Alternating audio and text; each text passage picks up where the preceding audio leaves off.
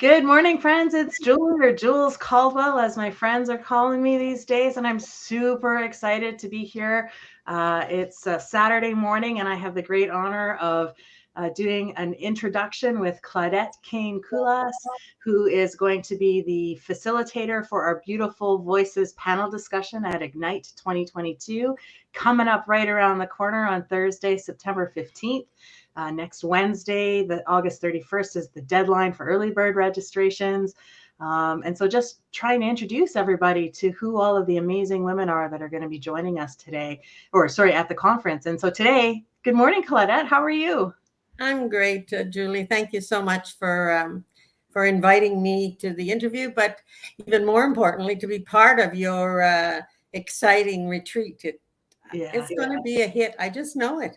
Yeah, the more I start talking to people, the more people are saying we need this right now. We need this. Coming out of COVID, people have been, sort of lost and not sure where they're going, what they're doing. They've been reflecting on their lives, and I know that's what I've spent a lot of time doing over the last couple of years myself. And so I'm excited to have the opportunity to link arms with so many amazing women from all walks of life, who are just have amazing things that they can do, and so I'm excited for you to lead our panel as well.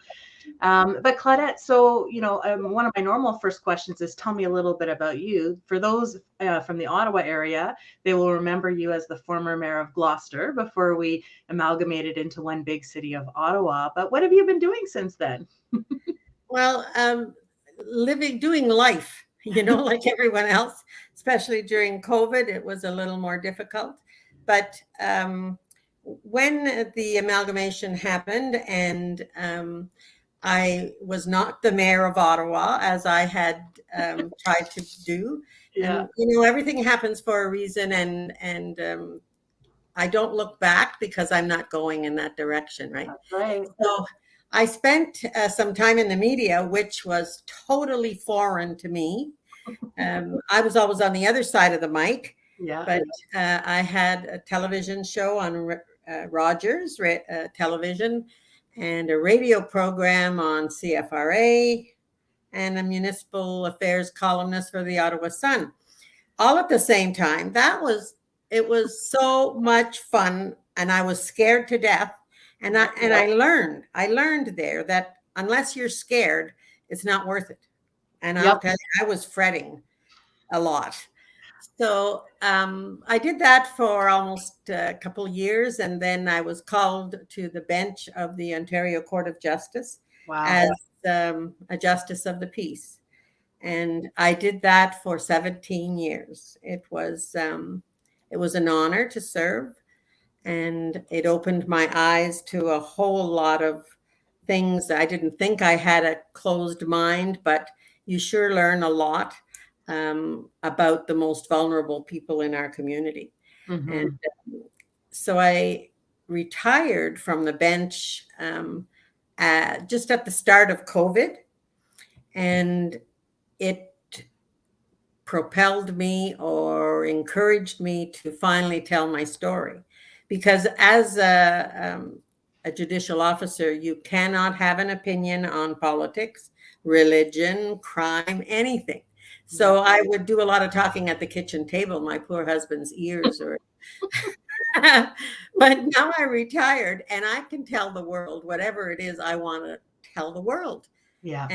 And after 4 decades of doing life, I think there are a few things that I've learned that I'm deeply urging to share and hopefully help other women. So that's what I've been at, and I wrote a book. I don't know who. Oh, yes, I've done all these things. Oh, and I wrote a book. I wrote a book at 72 years old, imagine. But anyway, it was fun. And it's just intended to create awareness for women who have all these dreams and desires, and they just don't know where to start.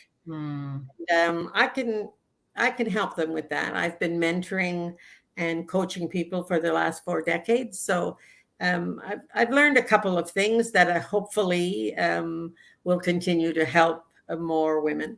Yeah. So much in what you just shared. I want to go back to one of the comments you made. You said, in the midst of doing your time at Rogers TV and the radio show and all those things, I was fretting a lot. I was scared. I just want to say thank you for being vulnerable to just even share that so openly. And I know that you talk about that in your book as well. But I think there's so many women who don't move forward with their hopes and goals and dreams and aspirations because they are afraid. And I'm going to speak, super vulnerably as well about myself. That's kept me from going ahead, thinking I'm not good enough, not worthy enough. And I mean, you coached me when I was looking at doing this, and you're like, oh, come on, girl. Of course you're worthy. You're good. You can do this. So thank you for sharing that and reminding us that it is okay to be afraid. And I once read that if we aren't afraid and we aren't nervous, then we aren't really, moving ahead with something that is what we're called to be doing. So yeah, it's not worth it if you're not scared to death. No, exactly. And take one step at a time. It doesn't have to be everything all at once necessarily. That's right. And I think I want to congratulate you, Julie, for taking this on, and quite a big project, bringing all these women together and with the same goals, with the same ideas of helping each other. And I see it as a day where it's all about us. Yes. It's okay to be vulnerable. It's okay to tell it how we feel, how we really feel. And we know that it's a man's world out there, and we have to do things a little more creatively, and we have to believe in ourselves. Otherwise, it's we're not going to succeed. Yeah. And this conference is the beginning of helping us to succeed when we're scared to death, like I was. So many times when I was told I had to do a bail hearing, that meant I had to talk. Yeah. I had to talk in an open court. And I mean, I'd been talking for how many years? 20-some years before that. And when I had my first bail hearing, my mouth just wouldn't go. I was so scared. But, you have to. I had good coaches. I had fantastic mentors throughout my life. Mm-hmm. And they've helped me along. And I'll talk more about that at the conference, of the importance of having a mentor, somebody you can lean on. Yeah, absolutely. And, I actually love, so we've just reconnected. We've stayed connected over the years, but, our paths crossed probably 10 or 12 years ago in a sort of a non-traditional way. Let's just put it that way. And I didn't even know that you were a mayor of Gloucester at the time. And I love that, our paths crossed and we've been able to stay connected. And that's part of my hope of at Ignite, when we bring these women together, to be vulnerable, to be open, to link arms and to lift each other up and to ebb and flow and help each other and support each other as we go through. I think the networking creates friendships. Yes. Deep trust. When you go in a room like we did 10 or 12 years ago, and we let it all out, we had to do that with the belief that what was said there was going to stay there and was going to help us. Yeah. And I think Ignite 2022 is going to be just like that. Yeah. It's like we're coming full circle from there, right, Claudette? Right around, they'll see through us, you and I, that went through that. Yeah. Scared to death. Yep. And still made it, Yep. And here we are, thriving. Okay, so let's jump back a little bit to your book. So earlier this year, you launched a book through that was published by Black Cards Publishing called Ladies, Take Your Place, Leave Your Mark Professionally, Politically, Professionally, and Personally, the Roadmap to Passion, Poise, and Power. You can see I've got little flags in mine because I've been reading it and marking all sorts of wisdom. Tell us a little bit about what inspired you to write this book. You referred to it a little bit earlier. Yeah. Well, for the last 17 years, as I mentioned, I could not voice publicly my views on anything, or I did it not covertly, but in private when I mentored in private. Mhm. And I now had the opportunity to share my beliefs, my gold nuggets that I learned over the years, um, the importance of having a mentor. And I was blessed with such brilliant mentors. And so I wanted to raise awareness about women's ability Mhm. to accomplish what they want, to become the CEO of their own life. Ah, And love- and how can we make a difference in the life of others? mhm. And if going through the book, you'll see of people I've interviewed and noted who have made a tremendous difference in the life of other people. So at the same time, you're making a difference in your own life.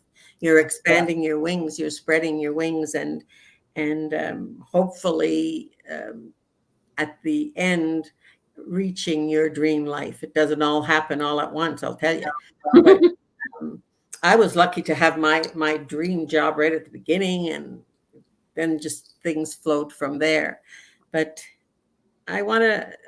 That's the main reason, is raising awareness of women's ability, women's uniqueness, and also I go into a bit of detail about the impacts of mental illness Mhm. on women and their careers, and I think that that's the main thing I want to do, is let women know you don't have to know it all. You Yeah. don't have to have 15 initials after your name. You can, if you're passionate and you're flexible enough to learn and keep an open mind, then you can make it. You can do whatever it is you want to do. Just look Love- around the world. I mean, there's a lot of us doing a lot of great things. Yeah. They're not superstars, not publicly, but they are to the Yeah. world, you know. Right.